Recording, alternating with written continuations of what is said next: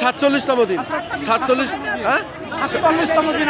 আজকে আপনারা যমুনা অভিমুখে যমুনা মার্চ করছি। যমুনা মার্চ করে আমাদের দাবি আদায় না হওয়া পর্যন্ত আমরা যমুনা থেকে ঘরে ফিরবো না।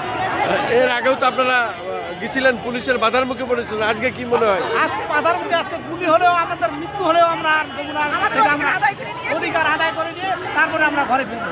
এর আগে আমরা ঘরে ফিরতে চাই না। তাহলে আপনাদের এ পর্যন্ত সরকারের পক্ষ থেকে কোনো আলোচনা হয়েছে?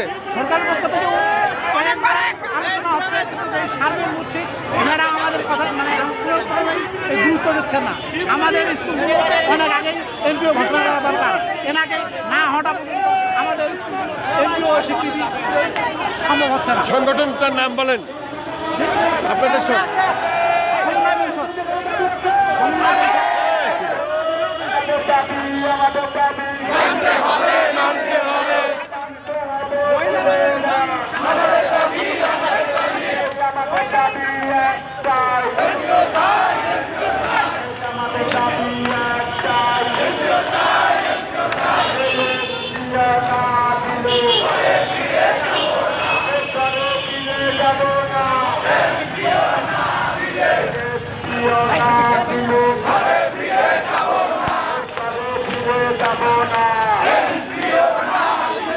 দর্শক, আমরা দেখতে পাচ্ছি বাংলাদেশ প্রতিবন্ধী শিক্ষকরা তারা আজকেও যমুনা অভিমুখে যাচ্ছে।